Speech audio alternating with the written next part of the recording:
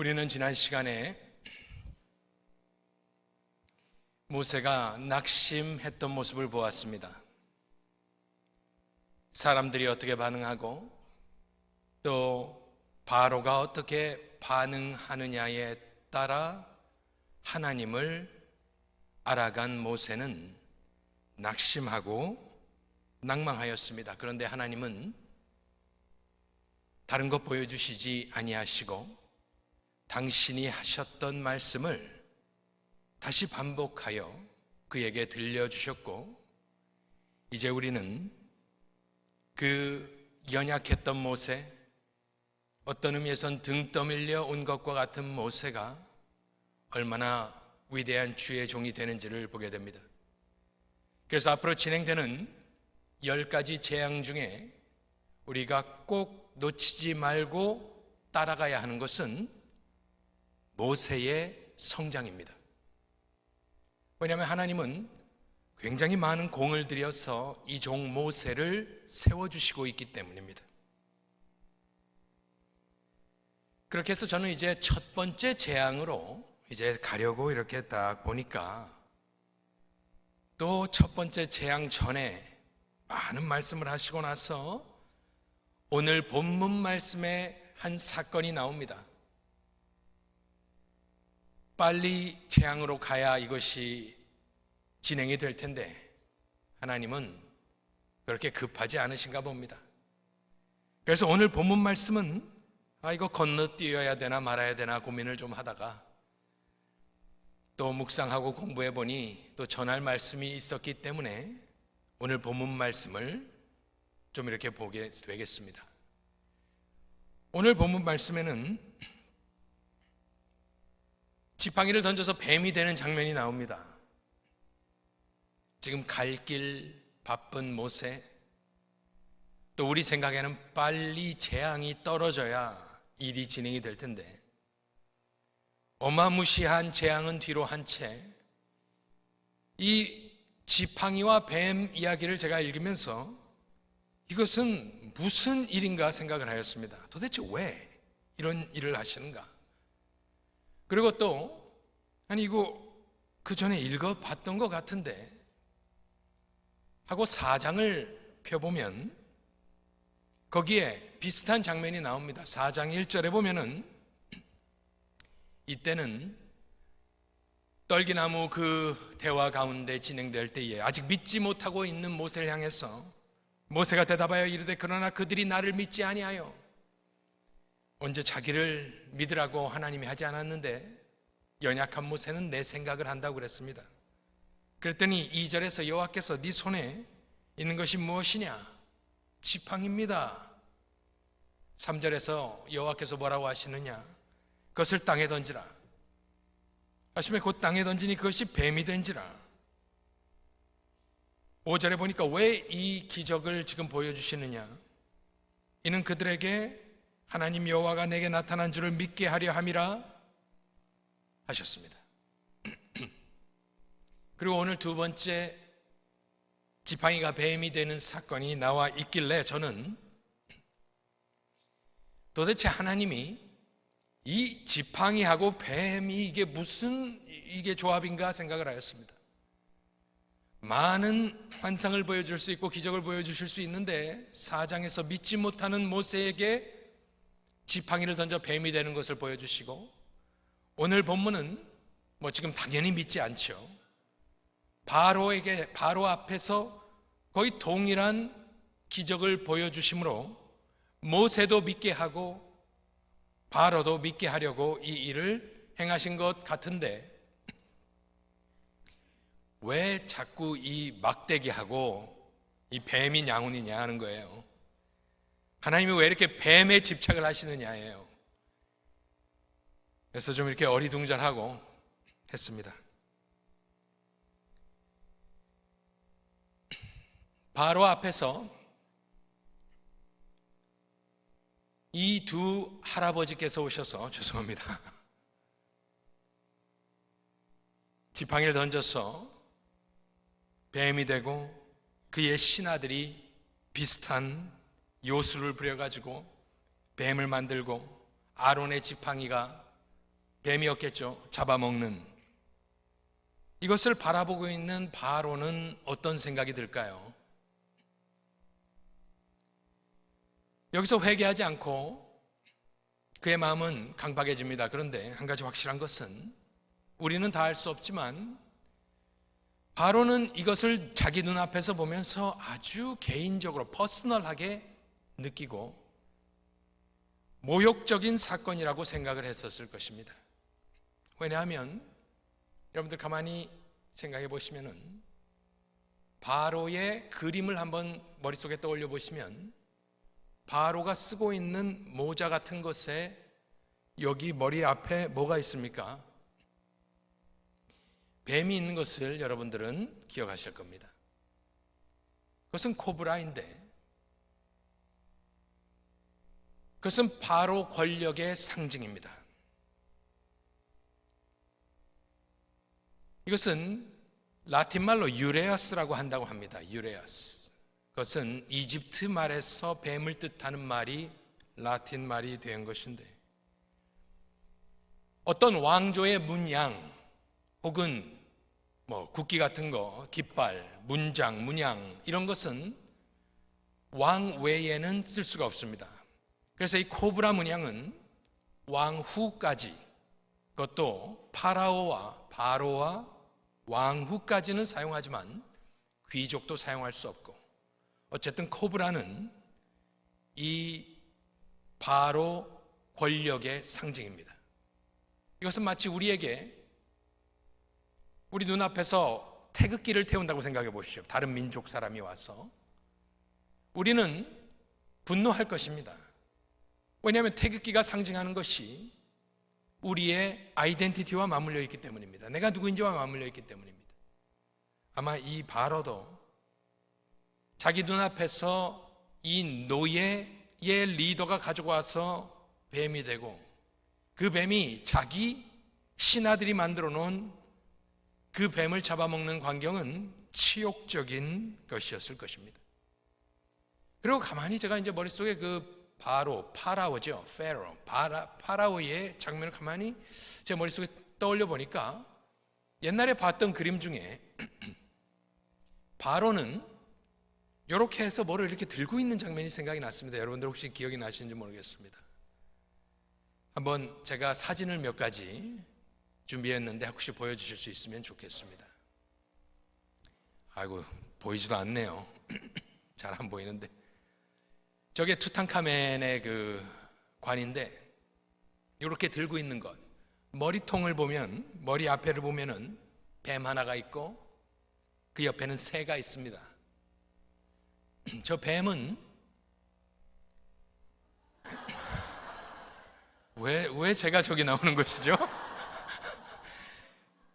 이거 이렇게 하면 안 됩니다. 제가 참, 감사합니다. 방송반에서 저를 저것만 나오는 게 어색해서 그런지 모르겠습니다만은 저 뱀은 코브라고 그 옆에 있는 새는 제가 이렇게 읽어보고 하니까 이집트는 그 옛날부터 어퍼 나일하고 로어 나일로 나눕니다. 북부 이집트와 남부 이집트로 나뉩니다. 북부가 지도를 펴놓고 보면 남쪽입니다. 왜냐하면 그쪽에서 물이 나가니까요. 지도 위에 북쪽이 아니고 그래서 항상 저걸 보면은 저 왕조는 코브라는 북부 그러니까 그림으로는 남쪽에 있는 사막이 있는 곳에 북부 이집트의 상징이고 저 새는 남부 이집트의 상징이랍니다. 그래서 저 파라오가 머리에 이렇게 딱 두 가지가 있는 것은 통일된 왕조의 황제라는 뜻이랍니다. 그런데 아까 보신 대로 저 바로가 이렇게 두 개를 잡고 있는 것이 있습니다. 그런데 하나는 다시 보여주실 수는 없나요? 그림이 몇 개가 있으니까 넘어가죠. 한 4개 그림을 보내드렸는데 저것이 투탕카멘 왕 저 모습이 나올 때 모습입니다. 그대로 저 두 가지 들고 있습니다. 그 다음 사진도 보여주시면은 보시면 두 가지 들고 있습니다. 가만히 보시면 저렇게 작대기같이 이렇게 생긴 것은 목자가 들고 있는 지팡입니다. 다른 하나는 곡식을 터는 데 쓰는 이것이라 플레이르라고 합니다. 마지막 하나 더 사진을 보여주시면 똑같습니다. 머리 정수리에는 코브라고 두 개를 들고 있는데 하나는 목동이 쓰는 양치기가 쓰는 지팡이요, 다른 하나는 곡식을 떠는 데 쓰는 것이랍니다. 예, 됐습니다. 사진들을 이렇게 제가 이렇게 보면서 주석들 중에 저것을 언급한 주석은 제가 지금 아직은 제가 읽지를 못했습니다. 그런데 저 이렇게 생긴 것은 목동이 쓰는 것이 맞답니다. 그래서 바로가 자기가 신민을 치리하는 목자와 같다는 상징과 아무래도 저것은 곡식을 공급하는, 먹여 살리는 것을 공급하는 것을 뜻하는 것으로 생각을 합니다. 그러고 나니까 지금 계속해서 하나님께서 이 지팡이를 짚고 가라, 지팡이 들고 가라는 말을 많이 하신 것이 이것과 맞물려서 해석을 할 수도 있지 않을까 생각을 해보았습니다. 이스라엘의 목자이신 여호와께서 아론의 지팡이, 어떤 노예 할아버지들의 지팡이를 가지고 땅에 던지라, 그것이 뱀으로 변하여 거짓 통치자인 바로의 통치의 상징인 코브라를 잡아먹고 다시 지팡이로 변하여 그들의 손에 들려지는 모습은 아마 하나님께서, 야훼 하나님께서 나는 군대도 장관도 전차도 칼도 필요 없이 너와 이 왕조를 이 막대기로, 이 지팡이로 무너뜨리는 것을 네 눈앞에서 보게 될 것이다. 그리고 나는 이 여호와인 줄 너희가 알게 될 것이다 비웃으시며 바로를 향한 하나님의 선전포고가 아닌가 한번 생각을 해보았습니다. 아까 오늘 본문 말씀이 7장이고요. 아까 더 한 번 그 뱀으로 변한 곳이 4장입니다. 그런데 7장의 뱀과 4장의 뱀이 단어가 다릅니다. 4장의 뱀은 창세기 3장 1절에 나오는 여호와 하나님의 지으신 들짐승 중에 뱀이 가장 간교하더라 했을 때 그 뱀, 나하스, 누후스단에서 누후스, 나하스의 거기에 표현이 되는 뱀이라는 소리입니다. 4장에서 모세를 막 설득하시는 하나님께서 지팡이를 짚고 있으니까 뱀으로 변하게 하실 수도 있겠지만 굳이 뱀을 만들 필요는 없지 않겠습니까? 막대기에서 이게 날아다닌다든지 많은 것을 할 수 있는데 굳이 뱀? 여기서도 굳이 뱀? 그런데 4장의 뱀은 글쎄요, 제가 아직 다른 것을 다 읽어보지는 못했습니다만은 우리가 확대 해석할 필요는 없습니다. 이런 걸 가지고. 하지만 어떤 의미에서는 복선처럼 깔리면서 야 모세야, 네가 지금 잘 모르고 있지만 우리는 뱀 잡으러 가는 거다, 이런 생각을 했었을 수도 있겠습니다. 내가 만들어 놓은 창조 질서를 뒤집어 엎은 사탄이죠. 사탄. 이제는 우리가 들어가서 그 뱀의 상징인 이 바로를, 또 나의 민족을 노예 삼고 있는 이 바로를 너와 내가 들어가서 박살내고 돌아오겠다, 이런 복선이 깔려 있을 수도 있습니다. 어쨌든 확실한 것은 이 출애굽기에서 이제 진행되는 모든 재앙과 이 사건을 가만히 보면 창세기 때 뒤집어졌던 창조 세계를 하나님께서 다시 역사용하셔서 바꾸어 놓는 장면은 그건 확실합니다. 그래서 오늘 이 뱀 사건은 하나님께서 그렇게 하시는 것을 원하시는 것을 우리가 생각할 수 있겠습니다. 두 번째로는 이제 마술사 이야기들이 나옵니다. 현이들과 마술사들을 부르매 그들의 요술로 그와 같이 행하되,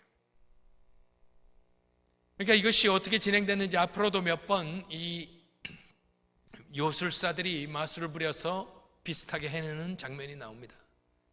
그것은 참 이해하기도 해석하기도 어려운 것이지만 저희야 문자 그대로 나와 있는 그대로 저희는 믿고 읽고 해석을 합니다. 그런데 여기서 주는 메시지는 무엇일까 좀 이렇게 생각을 해보면,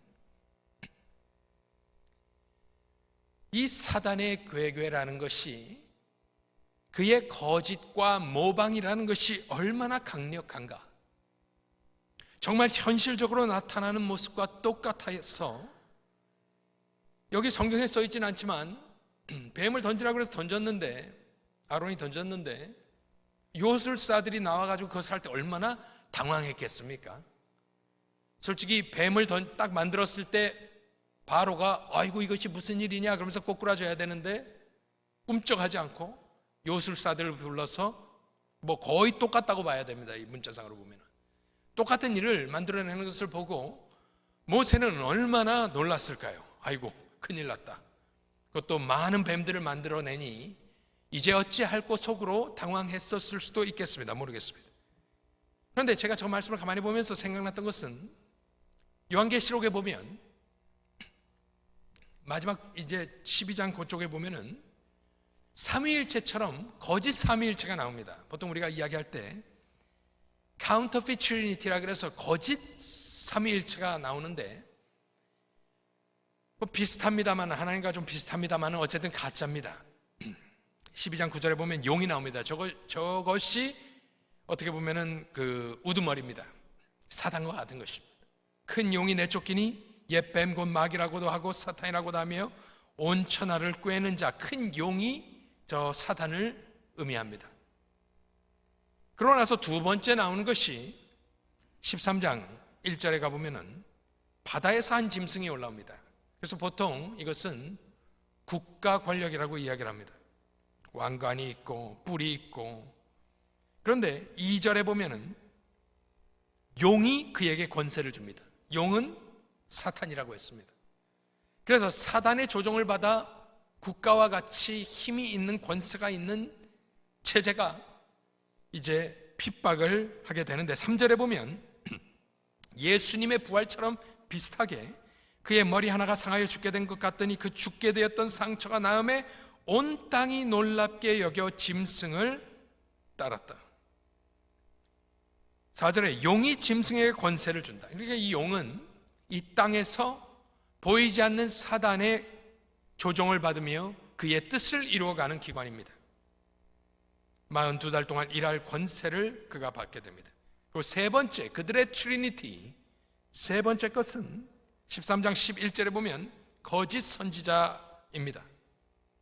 근데 그것은 짐승이 땅에서 올라옵니다. 두 번째는 그 짐승이 바다에서 나왔고, 이 세 번째 것은 땅에서 올라오는데 11절에 보면 뭐라 하느냐, 두 뿔이 있고 용처럼 말을 하더라. 그러니까 이것이 거짓 선지자입니다. 사탄, 용, 바다에서 올라온 짐승, 땅에서 올라온 짐승, 삼위일체. 13절에 큰 이적을 행하되 심지어 사람들 앞에서 불이 하늘로부터 땅에 내려오게 하고, 거짓 선지자가 하는 일이 놀랍다라는 말입니다. 오늘 이 바로 앞에서 요술을 부리는 궁중마술사들과 같이 너무나 현혹되게, 너무나 강력하게 그 일을 해낸단 말입니다. 미혹시키는 것이죠. 14절에 짐승 앞에서 받은 바 이적을 행함으로 땅에 거하는 자들을 미혹하며, 땅에 거하는 자들에게 이르기를 칼에 상하였다가 살아난 짐승을 위하여 우상을 만들라 말로써 명령하고 하는 것. 삼위일체입니다. 삼위일체, 이 거짓 삼위일체, 가짜 삼위일체를 생각하면서 우리는 보통 트래디셔널리 이것을 이단이라고만 생각을 했습니다. 이단. 그런데 요즘에는 몇 가지를 더 붙여야 될 수도 있겠습니다. 그것은 미디어일 수도 있고, 정치인일 수도 있고, 유튜버일 수도 있고, 무엇이든지 간에, 누구이든지 간에 우리가 와할 수 있는 사람, 놀랍게 여기는 사람, 하지만 그의 진실은 정체는 용처럼 말을 하는 사람입니다. 용의 조종을 받는 국가기관, 용의 말을 대변하는 대변인의 노릇을 하는 그것이 이단뿐이겠습니까? 이단은 어떤 의미에서는 종교 쪽만 이렇게 인플루언스를 하는 것이고요. 요즘은 그 사단의 괴계를 대변하는 모든 미디어 조심해야 합니다.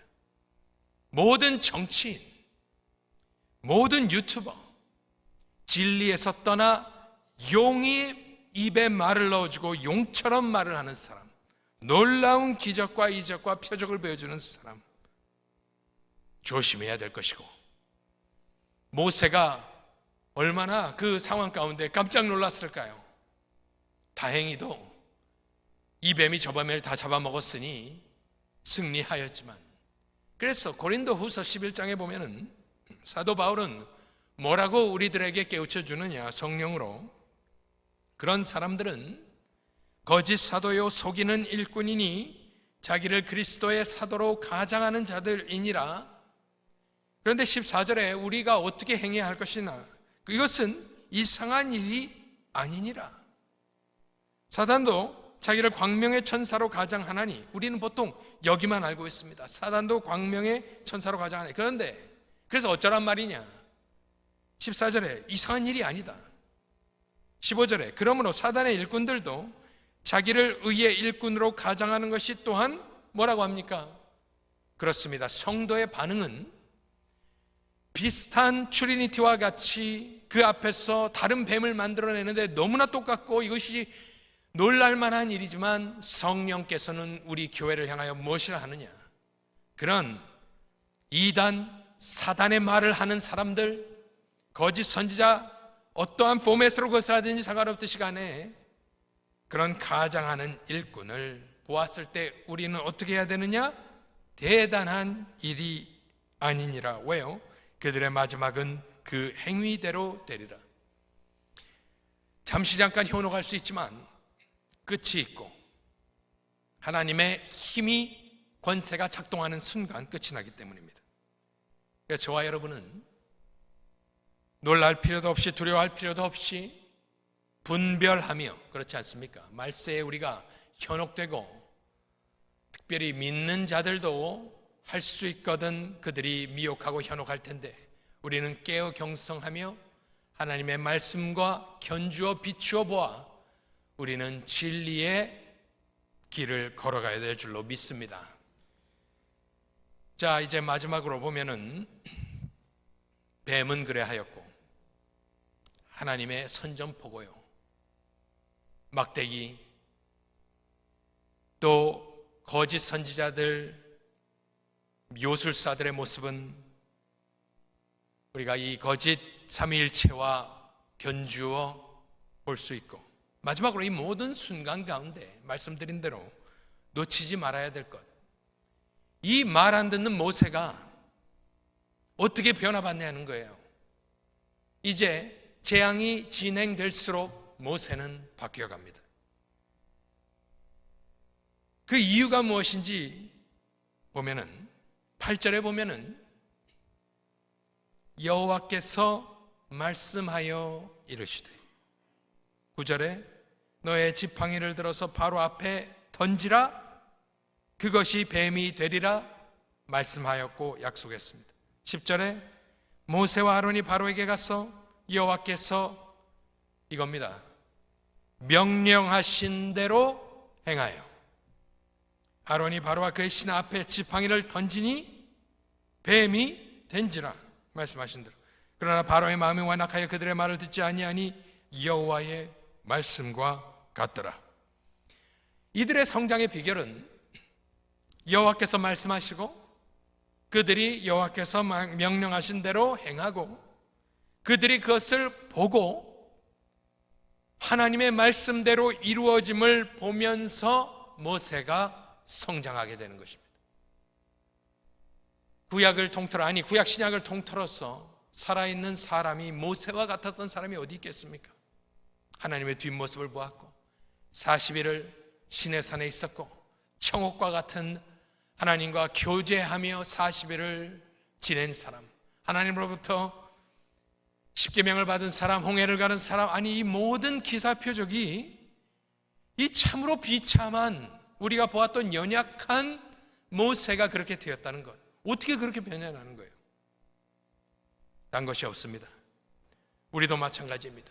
우리의 영적 성장은 하나님의 말씀에 순종하고 순종할 때 역사하시는 하나님의 섭리와 역사를 삶에서 체험함으로 우리의 신앙은 자라게 되는 것입니다. 성경 공부도 필요하지만 말씀대로 순종해서 믿음으로 행함이 필요한 것입니다. 탁상 공론하여 믿음이 자라지 않습니다. 성경 공부만으로도 자라지 않습니다. 말씀에 순종하여 위험부담을 가지고 순종했을 때 하나님이 하시는 역사를 바라볼 때 성장하고, 그러니 힘이 나고 신나고 또 하고 계속해서 한 단계 한 단계 자라갈 때에 이 모세는 거의 두 번째 재앙에서 끝납니다. 완전히 변화받아 버립니다. 그러고 나서 하나님이 이 사람 하나를 세워주려고 애를 쓰셨구나. 하나님이 원하시는 건 무엇이냐? 당신 혼자 다 할 수 있지 않겠습니까?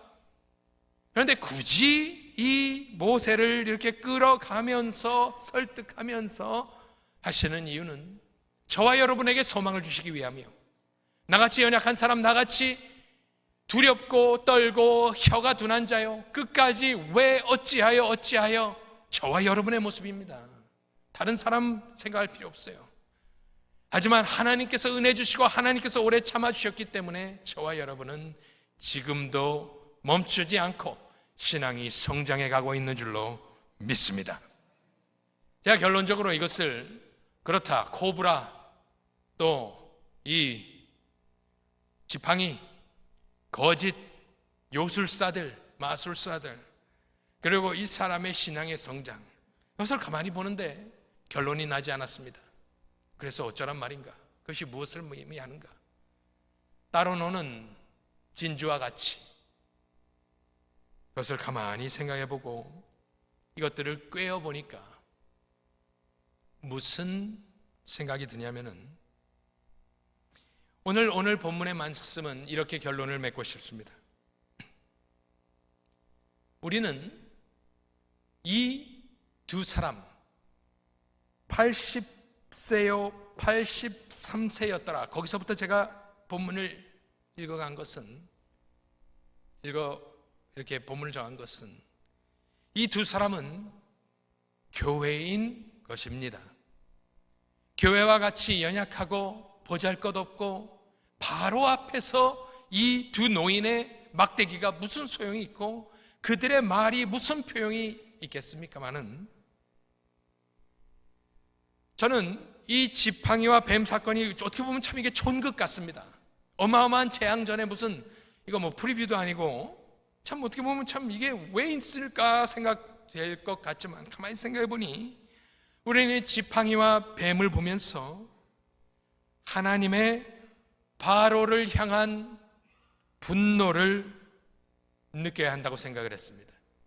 우리는 뜨인들과 같이 모세와 아론과 같이 하나님께로부터 세상으로 보내심을 받은 자들이 아니겠습니까?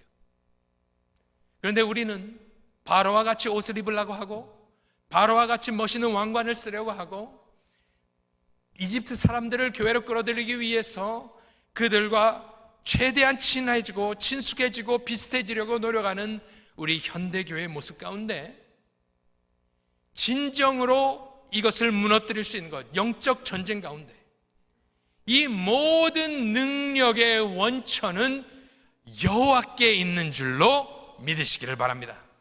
아무리 그들과 같이 옷을 입고 노래를 부르고 같은 언어를 쓰고 비슷해지려고 애를 써봤자 애굽 사람은 히브리 사람을 멸시천대할 뿐입니다. 영적인 눈을 유지하며 이 연약한 모세 같은 사람, 이런 사람도 하나님 손에 붙들렸을 때 어떻게 되겠느냐? 저와 여러분의